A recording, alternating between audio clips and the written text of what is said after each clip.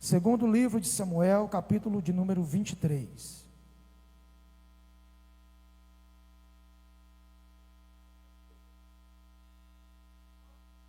Nós vamos ler o versículo 1 e depois o versículo 5, tá certo? Eu vou ler na versão King James, versículo 1 e depois o versículo 5. Eu queria que você repetisse comigo o tema dessa mensagem antes de eu fazer a leitura. É uma pergunta. Pergunte comigo: o que viu Samuel? Pode melhorar? Pergunte: o que viu Samuel? Diz assim a palavra do Senhor: ora, estas são as últimas palavras de Davi, filho de Jessé. Disse o homem que foi exaltado por Deus, o ungido do Deus de Jacó, e o doce salmista de Israel.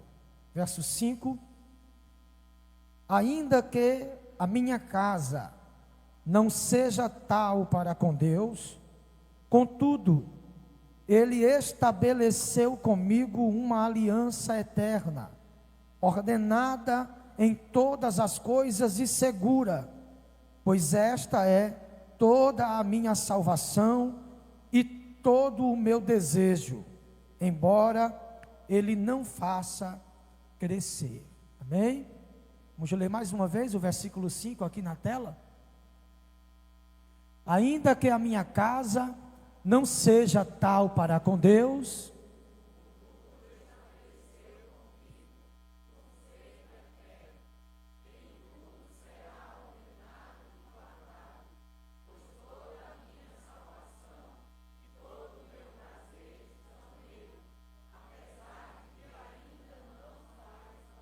olha para alguém do teu lado e diz assim para ele: contudo, pode se assentar em nome de Jesus. Glória a Deus. Deus seja louvado. Hoje eu estou que nem Eliseu. Se tiver um fundo aí romântico, tu bota aí, viu? Teve um dia que Eliseu, para profetizar, ele pediu para trazer alguém para tocar, né? Olha para mim, irmãos. Me dá a tua atenção, por favor. Nós estamos aqui, amados, no versículo 5, diante das palavras de Davi. Samuel está escrevendo aqui sobre o último discurso público de Davi. A cabeça do texto aqui, a epígrafe, ela diz que Davi proferiu as suas últimas palavras. Todavia, é preciso dizer aos irmãos que estas não são as últimas palavras de Davi. Davi vem a óbito só no primeiro livro dos Reis, no capítulo 1. Ele ainda disse outras palavras, mas estas são as últimas palavras que Davi, o rei, pronunciou em público. O rei falava uma vez ao ano com toda a nação, e aqui é a última vez em que Davi vai aparecer diante do povo para se pronunciar. As últimas palavras de um homem, elas carregam um peso muito maior do que as primeiras. As primeiras palavras são esperadas, porém não há essa ansiedade com relação às últimas. Quando somos crianças, os nossos pais aguardam ansiosamente para saber qual será a primeira palavra que nós vamos dizer, se é pai ou se é mãe. Mas as últimas palavras de alguém não são esperadas nem por ele. Ninguém espera estar diante das suas últimas palavras. Nós estamos falando de Davi, alguém que para ele não faltava palavras, quanto mais no que se tange à vida espiritual e o seu relacionamento com Deus. Davi tinha palavras sobrando na gaveta, para poder pronunciá-las, expressar o quão contente e feliz estava a sua alma. O filho de Jessé, autor de 73 dos salmos compostos no livro dos Salmos. Alguém que era capaz de observar a natureza, observar a botânica, observar os animais, observar o tempo, o vento, a chuva, e compor uma canção de adoração a Deus. Alguém que quando estava triste cantava, quando estava angustiado cantava, quando estava feliz, aí é que cantava mesmo. O Salmo 51 foi escrito por Davi, e ele nos revela a oração que Davi fez quando entrou no templo após o seu pecado ser revelado, quando caiu com Batseba. Ele entra no templo e a Bíblia diz que ele se ajoelha e chora. Mas o texto do segundo livro de Samuel oculta as orações que Davi fez ali. Porém, o livro dos Salmos, como ele não revela os heróis da fé e sim a alma desses heróis, o livro dos Salmos no capítulo 51 nos mostra o que Davi orou. E este veio a ser o mais importante salmo de Davi, porque ali Davi não revela a sua força, mas a sua fraqueza. Ali Davi não está sentado em um trono, mas prostrado sobre os seus joelhos. Davi não está ali contando a Deus as vitórias que teve, e sim mostrando a Deus o quão fracassado ele se tornou em pecar contra ele. Davi não está diante do altar de Deus contando para Deus as suas qualidades, mas mostrando para Deus os seus defeitos. Ele revela para Deus no Salmo 51 o quão desapegado ele era com relação às coisas que possuía, porque Davi entendeu que no final da vida o mais importante não é aquilo que eu construí para Deus, mas sim aquilo que Deus construiu para mim. Não é o que eu fiz para Deus, mas é o que Deus fez por mim. Davi está de joelhos diante do altar dizendo: se quiser a coroa tira, se quiser o trono tira, se quiser a espada toma, mas não retira de mim o teu espírito.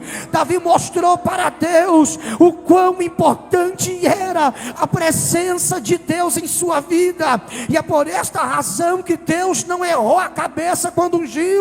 Na ótica de todo mundo, quando Deus ungiu Davi, Deus errou, porque ele é o menor, ele é o mais fraco, ele é o bastardo. Para Simei, ele é o amaldiçoado de Deus. Para Absalão, ele é o homem que não tem moral. Para Saul, ele é o invejoso que quer tomar o trono. Mas para Deus, ele é o meu ungido, homem segundo o meu coração. E o Salmo diz: achei Davi o meu servo e ungi. É por esta razão que Deus chamou Davi, não porque sabia que Davi venceria guerras, não porque sabia que Davi tinha capacidade de possuir reinos, de possuir reis, de possuir terras, de ganhar vitórias, de ganhar guerras, mas Deus chamou Davi porque Davi tinha uma alta capacidade de se arrepender. É isto que não pode faltar no homem. No dia em que o homem não sente mais desejo de se arrepender do seu pecado, acabou para ele. Perceba que Davi comete um dos seus maiores pecados ao possuir uma mulher que não era sua, e ainda planejar uma armadilha para matar o seu marido e ficar com ela. Ele fez tudo isso como se Deus não estivesse vendo, mas após cair em si, descobrir que Deus sim estava vendo tudo, ele lança-se ao chão, e o que aos olhos dos homens parecia não ter perdão, Deus o perdoou. Porém Davi teve que carregar um fardo na sua família. O profeta Natã disse a ele algo que, como o anjo disse a Maria, que tu serás a mãe do Cristo, o Filho de Deus. Mas isso não trouxe a ela mérito nenhum, não trouxe a ela honra nenhuma. não lhe deu os melhores lugares na sinagoga, não lhe deu uma cadeira no altar da igreja, não a colocou em posições eclesiásticas elevadas. Antes, uma mulher simples que morava em Nazaré, uma cidade com 250 famílias, foi humilde até o último dia de sua vida. Assim também foi a palavra que Natã disse a Davi: uma espada vai transpassar a tua alma. Por quê? Porque o teu pecado foi perdoado. Deus não vai te matar, mas a espada não vai sair da tua casa. O irmão estupra a própria irmã, o irmão com raiva desse incesto mata o próprio irmão. E Davi calado, silenciado, sem castigar um filho, sem honrar a filha, sem corrigir os filhos, ele se silencia porque entendeu que não tinha mais moral para corrigir os filhos depois de pecar. Davi deixou o erro destruí-lo, e se os irmãos observarem, a partir dali ninguém vê mais Davi vencendo, ninguém vê mais Davi guerreando. A gente vê um Davi omisso que não abre a boca porque tinha medo de dizer: Absalão, você está errado, Aminon, você está errado, Tamar, eu vou tirar a tua culpa. Ele silenciou a sua voz porque a qualquer momento alguns dos filhos poderiam apontar o dedo para ele e criticá-lo. Esse é o nosso erro, é quando nós deixamos o erro que cometemos nos parar. Se Deus perdoa, tem muita gente, irmão, sofrendo por culpas que carregam, que foram perdoadas por Deus. O problema é que a pessoa não se perdoa. E quando eu não sou capaz de perdoar a mim mesmo, eu não sou capaz de absorver e desfrutar do perdão de Deus. Se perdoa, Davi. Enquanto você não se perdoar, você vai achar que o seu ministério acabou.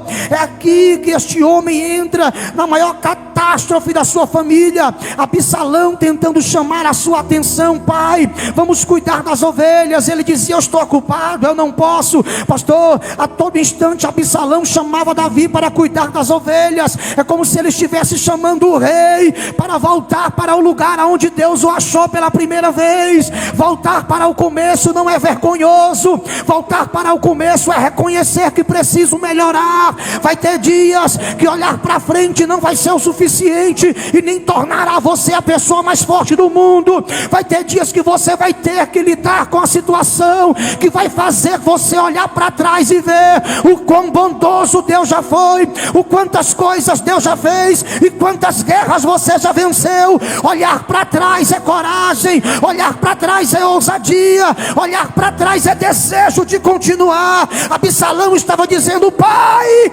olha para trás. Mas Davi não olhava. Davi não olhava.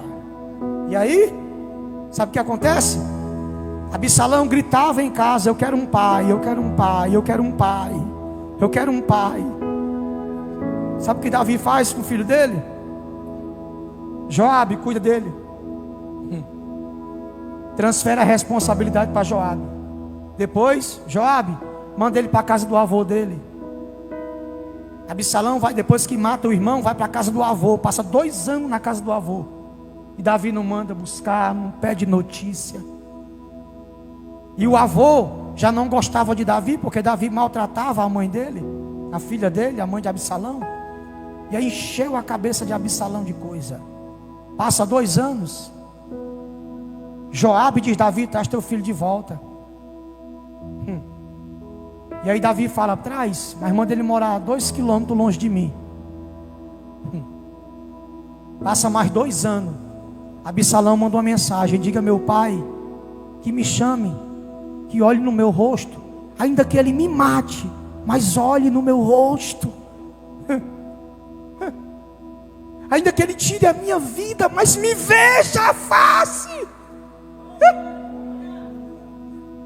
Sabe o que Davi faz, irmão? Manda chamar. Quando Absalão chega, Davi dá um beijo no rosto e manda ele embora. Tem coisas que um beijinho não resolve, irmão. Tem coisas que esperar o tempo passar não cura. O mal da gente é achar que o tempo cura tudo, que excluir a pessoa, isolar a pessoa vai resolver o problema. Vai ter horas que a gente vai ter que olhar nos olhos e corrigir, mandar o menino morar 2 quilômetros longe dele, mandar chamar depois de 2 anos, dar um beijo no rosto e mandar embora. Absalão saiu de lá dizendo: se ele não faz, eu vou fazer. Porque quando eu não sou capaz de exercer as responsabilidades de pai que Deus me deu, eu abro espaço para achar que os meus filhos fazem melhor que eu. Quando Davi não assumiu a sua responsabilidade, Absalão se deu no direito de assumir o seu lugar. Pai que não corrige filho pai que não corrige filho é corrigido por eles. Pai que não tira loucura de coração de filho apanha deles. E Absalão começou uma revolta contra Davi. Davi sofreu, irmão. Saul querendo matar, os reis esperando um vacilo para matar, seu próprio filho querendo matar. Ele diz: Joabe, quando ele vai, arruma tudo, vamos embora. Quando ele vai embora de Jerusalém para não matar o próprio filho. Quando ele vai saindo, Simei pega a pedra e joga nele. Vai embora, amaldiçoado. Tu és o maldito de Deus. Tu está colhendo o pagamento de tudo que tu fez com Saul e com a família dele, jogando pedra. E os valentes dele, tudo aqui. Quem é esse cão morto para amaldiçoar o rei? Deixa eu passar na frente e arrancar a cabeça dele. Davi disse: não, deixa, foi Deus quem mandou ele me amaldiçoar. Olha onde é que Davi está indo, irmão. Olha o nível que Davi está descendo, porque não se perdoa. Foi Deus quem mandou ele me amaldiçoar, deixa. Porque se Deus mandou ele amaldiçoar, quem sou eu? Se o meu próprio filho quer tirar minha vida, quanto mais esse aí. Olha o que Davi está dizendo. E ele vai embora. Passa um tempo, Absalão numa perseguição ferrenha: vou matar. E aí Joabe, desejando a cabeça do menino, Joabe que mandou trazer, mas desejando a cabeça de Absalão, Davi disse para ele: vai lá, faça o que tiver que fazer, mas não tire a vida dele. Joabe disse: pode deixar, eu vou matar não. Quando Absalão vem correndo na mula, o cabelo de Absalão era longo, engancha num galho de uma árvore, a mula passa e ele fica preso pelo cabelo. Joabe vem atrás e transpassa Absalão com a espada e mata. De repente alguém chega na casa de Davi e fala: o que foi que aconteceu com o menino? O que foi que aconteceu com Absalão? O que acontece com qualquer um que se levanta contra o rei, meu senhor. No capítulo 18, Davi sai subindo as escadas chorando e dizendo: Absalão, meu filho, Absalão, Absalão, meu filho, o meu filho Absalão. Só reconheceu que Absalão era filho dele depois que o menino morreu. Deixou para chamar de filho depois que a morte chegou. Deixou para assumir paternidade quando não há mais paternidade. Está percebendo o tanto de peso que Davi está acumulando sobre as costas? Mas ele é um homem segundo o coração de Deus. Porque no dia que Simei amaldiçoou, pastor Cláudio, ele disse uma coisa que nós devemos dizer. Ele falou o seguinte: deixa ele amaldiçoar, porque quem sabe Deus não se compadece de mim e me abençoa com uma bênção. Porque Davi sabia que quem amaldiçoa crente é amaldiçoado, e crente é abençoado. Perceba, irmãos, que Davi não revida nenhuma das afrontas que vem contra ele, nem contra Saul, nem contra Absalão, nem contra Simei, nem contra ninguém. Davi se enfiou numa caixinha do nada e se excluiu. E agora, ele está aqui cantando no capítulo 22, o Salmo 18, o último salmo, a última canção de Davi. E ele vai exaltar três qualidades em meio a tantas que Deus tem. Deus é misericordioso. Você devia ter dado um glória por isso. Deus é guardião. E ele encerra dizendo: Deus é uma rocha para mim. Davi canta o Salmo 18 com peso no coração de alguém que falhou na família, que quase falha no ministério, que falhou com pessoas, que podia ter dito, podia ter feito, podia ter ido e não foi, não falou, não fez. Davi é o protótipo daquelas pessoas que vivem como se nunca fossem morrer e morrem como se nunca tivesse vivido. No dia da morte, a gente sempre vem na mente o que deveria ter feito e não fez. O quanto poderia ter buscado mais a Deus e não buscou. Agora a osteoporose não deixa mais. O quanto podia ficar mais tempo de joelhos e não ficava. E ele está diante das suas últimas palavras. E Samuel vai escrever o seguinte no capítulo 23. Estas são as últimas palavras de Davi. Agora pergunte para mim, pastor. Pergunte, pastor. O que viu Samuel? Samuel viu o filho de Jessé. Samuel viu o homem que foi exaltado por Deus.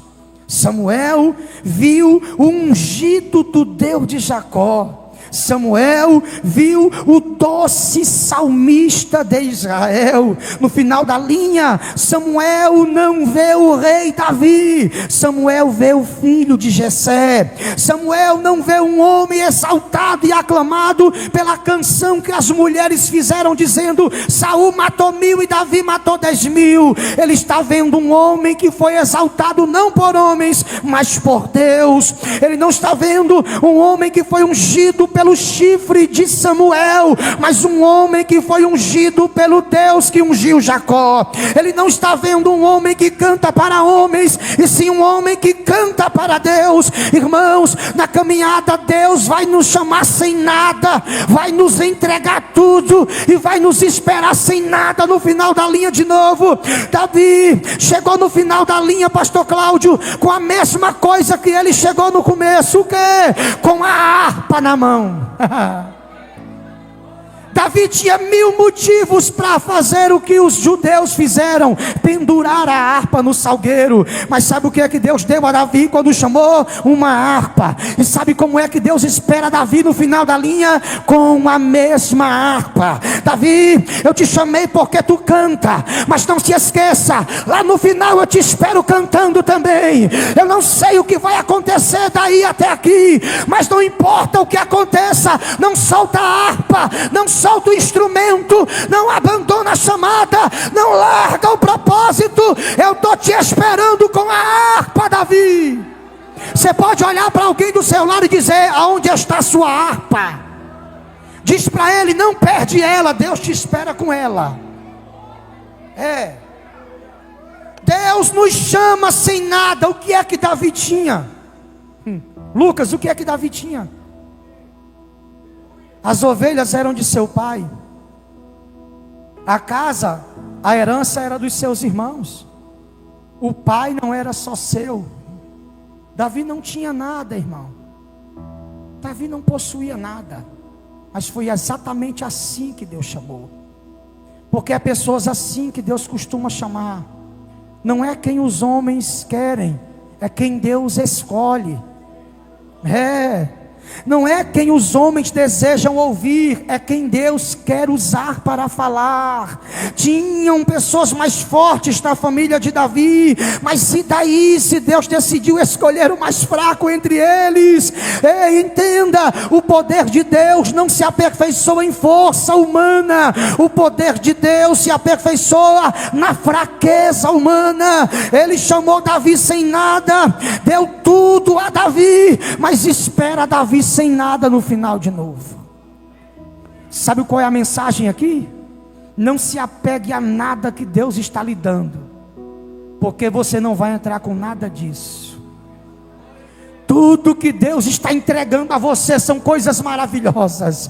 Deus te deu uma boa casa, Deus te deu um dinheirinho no Pix, Deus te deu um carrinho, uma motinha para você andar, Deus promove paz para a tua família, Deus põe pão sobre a tua mesa, Deus te dá o privilégio de colocar a cabeça no travesseiro e dormir em paz. Deus te deu a honra de andar aonde você quiser, sem ser ameaçado de morte. Você entra onde quer, sai de onde quer, passeia por onde quiser, fica de costa para a rua se quiser, e ninguém tira a sua vida.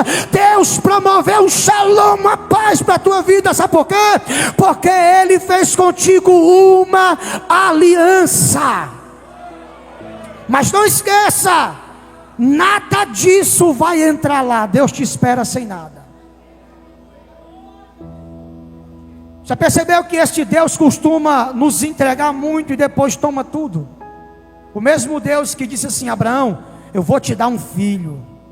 25 anos depois Ele deu. Alguns anos depois Ele falou: me devolva.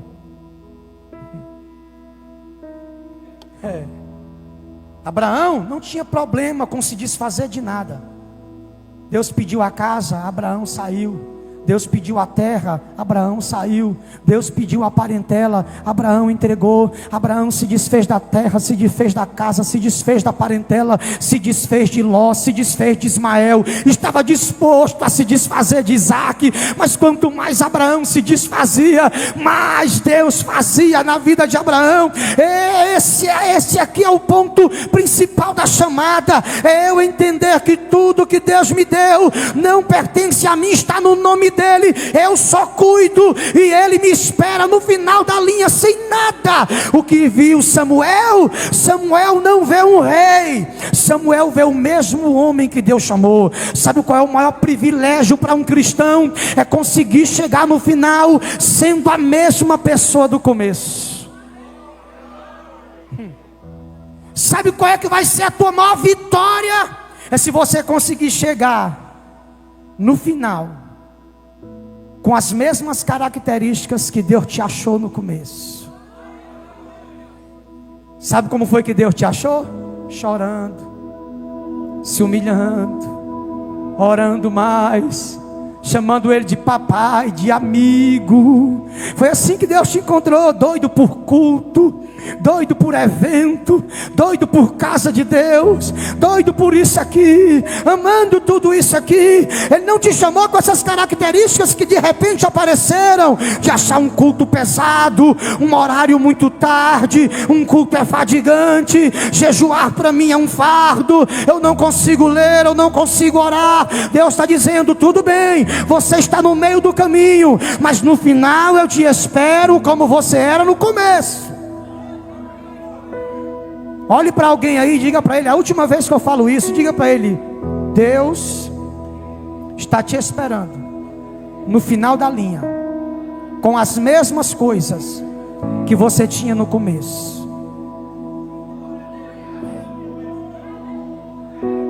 Vou falar isso aqui bem alto, tu pega se quiser. Tu tem até o final para voltar a ser quem tu era. É assim que Deus está te esperando.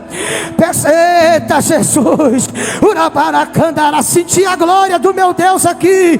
Meu peito encharcou. Deus está dizendo para alguém: no final eu espero a tua essência e não as tuas cascas. No final eu não espero o bagaço, eu espero o suco. O que fez Deus chamar você? Os homens cantaram aqui: eu não sei o que Ele viu em mim. Eu também não. Quando Deus me chamou, eu estava cheirado de cocaína, agarrado numa mulher, a minha vinha na minha frente com 3 meses de grávida, e eu alcoolizado, virado, cheirado, e a profeta pulou na minha frente: teu último dia é hoje, se arrepende agora, porque Deus está te dando um livramento de morte. Na hora, o efeito da cocaína passou, da bebida passou, e o cara falou assim: liga não, essa irmã disse para todo mundo esse negócio de livramento. Todo mundo ela diz isso aí. E eu falo, eu não sei se é tudo para todo mundo, mas eu não estou mais com vontade de ir mais não. Dei uns passinhos para frente, soltei a menina e voltei para trás. Quando eu venho passando, tá a irmã e a minha esposa na esquina. Só vi ela dizer assim, ó, lá vem, vai com ele. Eu passei, eu disse, vamos lá em casa. Passei a noite lendo Gênesis, com medo de morrer. Lendo Gênesis e ligando para ela e perguntando, o que significa isso aqui? Por que isso aqui? Cobra fala. E ela, do conjunto de jovem, não era muito crente, não sabia explicar. Amanhã tu pergunta o Alice. Mas eu passei a noite todo acordado. Quando eu cochilava eu dava um susto, com medo de morrer, irmão. E ligando e perguntando, quando é que tem culto? Quando é o dia que tem culto? Quando eu fui para a igreja, fui louro, com um brinco na orelha, um homem cantando ex-canceroso, com 5% da língua na boca, cantando aquele louvor da Lauriette, ainda que para te servir eu tenha que chorar. Irmão, naquele dia eu tirei os brincos da orelha, fui para frente, entreguei minha vida para Jesus. De lá para cá muitas propostas apareceram para eu soltar a harpa, mas eu dou glória ao meu Jesus, que a harpa ainda está grudada na minha mão, e eu não vou soltar a harpa. Só quem não vai soltar a harpa, levante as duas mãos lá em cima, abra a sua boca hoje aqui e dê o maior glória que Madalena já ouviu. Não solte a harpa. Porque Deus sabe o pastor Cláudio que ele chamou, Deus sabe a Valdira que ele chamou, Deus sabe o Lucas que ele chamou, Deus sabe o Gugu que ele chamou, Deus sabe quem é você, irmão. No meio da visão de Ezequiel tinha um vale de ossos secos, secos não, sequíssimos. E ele perguntou, quem são aí, Ezequiel? Ezequiel disse, sei não, não tem rosto, não tem impressão digital, é a casa de Israel. Mesmo só o osso eu conheço tudinho. Mesmo sem impressão digital, conheço tudinho. Mesmo misturado, eu conheço tudinho. Eu sei o nome, sei onde mora, sei quem é a família. Ainda que o mundo tente descaracterizar você, Deus te conhece no meio de uma multidão. Não há para onde se esconder, Gideão. Troque a estratégia, vá malhar trigo no lagar, o anjo vai lá também. Não adianta, Moisés, vá para Midian, vá para o deserto, vá para onde quer, a sarça pega fogo lá. Não adianta, Arão, se esconda, a chamada é tua. Não adianta dizer, eu só sou uma criança, Jeremias, eu te chamei, e aonde eu mandar vocês, você vai, porque eu te escolhi. A chamada de Deus tem uma característica única, ela é irresistível. Por mais que você fuja, por mais que você pague passagem para ir para Tarsis, Jonas, eu vou te colocar no ventre de um peixe, e lá nós vamos ter um particular, e eu garanto que esse peixe te coloca onde eu quero. Não há como fugir, a chamada é irresistível. Quantos líderes de ministério a esse momento choram porque não queriam fazer o que fazem, mas continuam fazendo? Quantos pastores estão cansados de servir uma igreja, mas continuam à frente? E por que essas pessoas continuam mesmo cansadas? Chamado de Deus. Lembrando que chamado é alguém que recebeu o convite para ir. Você não vai a um aniversário sem alguém lhe chamar, vai? Você não vai numa festa de casamento se ninguém mandar convite para você, ou vai? Aqui também é do mesmo jeito. Tem gente que tenta ser pastor como intruso e sai, ser líder de alguma coisa como intruso e sai. Irmão, para isso aqui tem que ter chamada. E se tu tem uma chamada, tu pode fugir para onde você quiser. Fique inventando dorzinha na garganta para não cantar. Fique dizendo que está cansado hoje para não ir. Invente um imprevisto para poder não cumprir. Deus vai dar um jeito de colocar você exatamente aonde Ele quer. Sabe o que foi que eu aprendi na chamada? É que todas as vezes que eu pensei que eu estava fugindo de Deus, na realidade eu estava indo exatamente para onde Deus queria. Enquanto Jonas velejava para Nínive, para Tarsis, ele acabou parando em Nínive. Por quê? Porque quando o homem foge de Deus, ele está indo exatamente para onde Deus quer. A direção contrária nunca vai tirar você do lugar para onde Deus quer levar você. Só vai tornar o caminho mais longo. Mas todos os caminhos vão levar você para Deus. Eu não sei quem da sua família está resistindo ao chamado, mas esta pessoa vai rodar e vai parar aqui no altar de Deus. A chamada é irresistível e Davi sabia disso. E aí, pastor, eu olho para a última palavra deste homem em público. Irmão, Davi teve várias oportunidades de se justificar. Uma delas foi quando ele podia pegar Tamar, tomar sua filha na mão, levar ao pináculo, à torre, seja onde for, colocar a filha na frente do povo e dizer: olha, ela perdeu a virgindade, mas porque o irmão cometeu um incesto com ela. O homem que casar com a minha filha, eu vou honrar. Podia ou não podia? Ele é o rei, mas ele não fez nada. Naquele dia ele podia justificar o fracasso da sua família, mas ele se calou. Mas a oportunidade Deus deu a ele aqui. Quando ele olha para o povo, pastor, ele não podia contar vantagem. Davi não está falando aqui de Golias. Eu venci Golias, tomei a espada dele e cortei a cabeça dele com a própria espada. Davi não está lembrando das suas vitórias, dos reis que ele derrotou, dos palácios que ele conquistou, dos despojos que ele possui, das muitas mulheres que ele tem. Davi está lembrando da aliança de Deus. Davi termina a sua vida não com uma coroa na cabeça, mas com uma aliança no dedo. Davi termina a sua vida não lembrando do quão poderoso ele é, mas do quão poderoso Deus é ao fazê-lo chegar até aqui, mesmo com tantos inimigos. Davi não está lembrando de Saul, não está lembrando de Golias, não está lembrando de Absalão. Ele está lembrando da aliança que Deus fez com ele. Isso aqui me emociona, irmão. Isso aqui me emociona. Porque o homem no último dia de sua vida poderia fazer uma retrospectiva de tudo aquilo que ele fez e conquistou, sim ou não. Mas Davi entendeu que a maior conquista dele foi saber que Deus fez com ele uma aliança. Aí ele olha para o povo e fala assim: ó, o que eu vou dizer diante dessa multidão que sabe de tudo que aconteceu? Sabe que o meu filho quis me matar, sabe que o meu filho estuprou a irmã dele, sabem também que eu não fiz nada, sabem que eu mandei matar o marido de Betseba, sabem que eu cometi adultério, sabem de tudo. Eu vou fazer o que aqui? Davi enche o peito. Ainda que a minha casa não seja igual a mim, mas fiquem vocês sabendo que Deus fez comigo uma aliança. Davi não poderia encerrar o seu último discurso da melhor forma, pastora. Ele olhou para o povo e falou: antes que vocês me julguem, olhem para o meu dedo.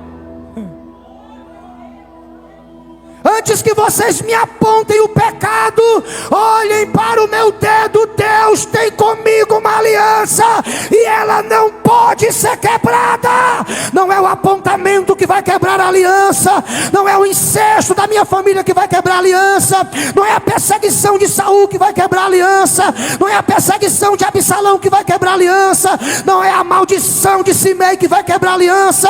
Ninguém pode quebrar, porque essa aliança quem fez comigo foi Deus. Irmão, tem pessoas que estão aqui hoje que são crentes, mas o filho não é. Que é crente, mas a filha não é. Que é crente, mas a esposa ou o marido não é. Mas eu vim aqui para te dizer que Deus fez contigo uma aliança. E ainda que a tua casa não seja tal, aí ele diz assim, ó: contudo, diga para o seu irmão mais uma vez, você falou isso no começo, diga para ele: contudo, ele estabeleceu comigo uma aliança. Essa palavra contudo é a ponte. Esta palavra contudo, ela é a ponte entre a desgraça do homem e a graça de Deus. É a ponte que liga a miséria humana com a misericórdia de Deus. Davi está dizendo, foi muita coisa errada, mas contudo, alguém disse, Davi, teu filho quis tirar a tua própria vida, contudo, mas o teu filho quase destrói a vida da tua própria filha, contudo, mas a tua casa ruiu, tua família desmoronou, contudo, Ele estabeleceu comigo uma aliança. Eu não vou baixar a cabeça, porque Deus tem comigo uma aliança. O meu pecado não pode me destruir, os meus erros não podem me abater. Por favor, levante a sua mão, por gentileza. Deus está dizendo para alguém que está aqui, Ele sabe que você é fraco, Ele sabe que você fraqueja, Ele sabe dos seus deslizes, mas não esqueça que Ele tem contigo uma aliança. Não esqueça que Ele tem contigo uma aliança. Fica de pé comigo, por favor. Aleluia. Tem glória aí, Madalena?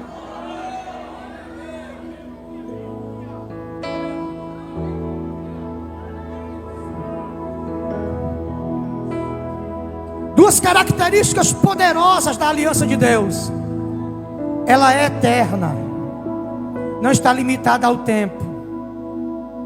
Muitos receberam promessas ainda novos e estão desfrutando delas na velhice. Deus está dizendo, pode passar o tempo que for. O Deus que prometeu a Abraão com 75, cumpre com 100. O Deus que prometeu a Jacó com 73, cumpre com 93. O Deus que olhou para você no meio da sua família e disse, é você que eu quero. Contra a sua vontade você disse, eu não quero ir. Deus falou, você não tem escolha. É você que eu quero. É você que eu quero. É você que eu quero. Encerra essa mensagem contando uma parábola que Jesus contou. Antes ele disse o seguinte: os fariseus questionaram a Jesus sobre o que é fazer a vontade de Deus. E ele falou, um pai tinha 2 filhos. Ele chegou para um e falou assim, trabalha na minha vinha hoje. E ele disse, sim senhor, vou. Aí ele foi para o outro e falou, trabalhe na minha vinha hoje. Eu não vou não. Rebelde, né? Vou não. Aí o que disse que ia não foi, e o que falou que não ia, pensando bem, foi. Qual dos dois fez a vontade do Pai? Aí eles disseram, o que falou que não ia e foi. Pois é, fazer a vontade de Deus é não querer, mas ir. Fazer a vontade de Deus é isso que ele fez, pensar bem. Deus me dá tudo, Deus faz tanto, Deus opera tanto, Deus livra tanto. Eu vou, a casa é dele, eu como porque ele me dá, isso aqui tudo um dia vai ser meu. Então pensando bem, ele disse não, mas depois foi, porque o falso sim escondia o não verdadeiro na vida do primeiro filho, mas o falso não escondia a vontade que o segundo filho tinha de servir a Deus e fazer a sua vontade. É isso, é quando eu passo o dia inteiro em casa dizendo, hoje eu não vou não, e de noite está sentado nas cadeiras da frente dando glória a Deus. É quando eu passo o dia inteiro em casa dizendo, hoje eu não piso nem lá, a primeira a chegar e a última a sair. É quando eu digo, nem me dê a oportunidade hoje que eu não quero. É a primeira a cantar na igreja e ainda chora. É isso que Deus está dizendo. Fazer a minha vontade é negar a si mesmo, é ir contra você mesmo. Você passou a vida inteira recebendo não dos seus pais, mas agora que você cresceu, você vai dizer não para você mesmo. Tudo que um jovem quer é que o pai diga sim. E o pai vai e diz o que para ele? Não. Quando eu tiver grande, eu faço. Aí quando ele fica grande, Deus diz para ele, diga não. Diga não para você mesmo. E ele fala, não para mim. Vou não. É isso que Deus está dizendo para a gente aqui. Que Davi está terminando a sua vida lembrando, aconteceu muita coisa, irmão, muita coisa mesmo, uma desgraça atrás da outra, um atropelo atrás do outro, um pecado atrás do outro, sem falar o tempo em que ele quis levar a arca de Deus à força. Mas ele termina a vida dele dizendo: mesmo eu tendo feito tudo isso, carregar Deus na carroça, roubar uma mulher que não era minha, matar o marido dela, ser omisso ao pecado dos meus filhos, cometer adultério, é incrível como essa aliança não se quebrou.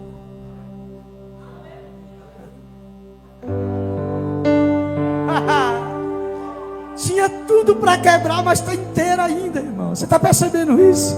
É o que Deus está falando para você que está aqui hoje. Tinha tudo para a gente quebrar a aliança, mas ela continua inteira. Porque não foi você que fez aliança comigo, foi eu quem fiz aliança com você. Se você tivesse feito uma aliança comigo, ela já tinha quebrado. Mas como foi eu quem fiz uma aliança com você, ela continua inteira. Ela continua inteira. Só você que tem aliança com Deus, por favor, coloque as duas mãos no seu coração. E eu quero que você comece a lembrar o quão bondoso Deus é na sua vida, o quão amigo Deus é de você, o quão protetor Deus é da tua família. Vai lembrando. Começa a lembrar do dia que você chegou na casa de Deus pela primeira vez, o dia que você entregou a sua vida para Jesus. Eu quero te convidar a fazer uma retrospectiva da sua vida espiritual aqui agora. Lembra se você diminuiu mais a intensidade, ou se você ainda continua do mesmo jeito. Eu quero que você espiritualmente comece a olhar para as suas mãos e veja se a harpa ainda está nela. Será que eu canto como cantava? Será que eu prego como eu pregava? Será que eu ainda adoro como eu adorava? Será que o nível aumentou ou ele diminuiu? Será que eu amadureci ou apodreci? Deus está te chamando para um confronto hoje aqui. Eu quero você de volta, porque eu tenho uma aliança com você. Eu vou salvar a tua família, eu vou salvar os teus filhos, eu vou salvar teu marido, tua esposa, vou salvar tua parentela, aqueles que você coloca diante de mim em oração. Eu vou ao encontro de cada um deles. Cadê você que acredita nesta aliança? Aonde estão os crentes de Madalena que acreditam nessa aliança?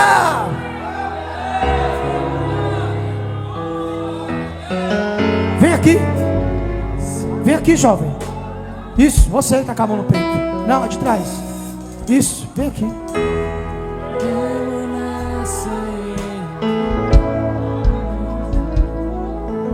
Olhe para mim, estenda as suas mãos para frente. Manda te dizer o Senhor: eu tenho um tempo estabelecido para a tua vida. Há um tempo determinado para que tu entre vestida de branco por esta igreja. Eu estabeleci esse tempo e ele vai acontecer, diz o Senhor. Mas acalma, pois, o teu coração, porque o coração daquele por quem tu ora, eu preparo, eu sei o tempo, eu sei a hora certa. Acalma o teu coração, a ansiedade não pode tomar conta de você.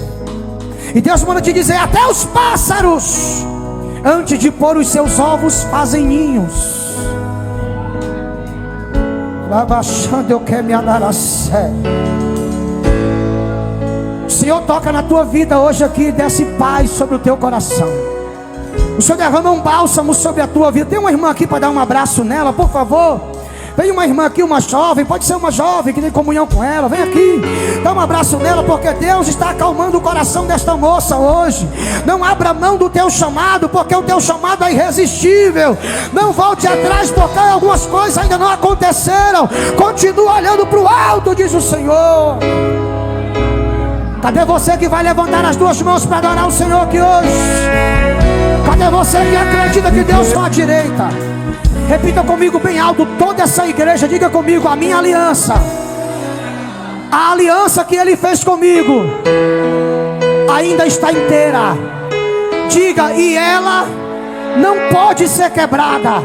Só quem crê nesta palavra, dá uma salva de palmas para Jesus e um glória a Deus bem alto aí. Deus de aliança,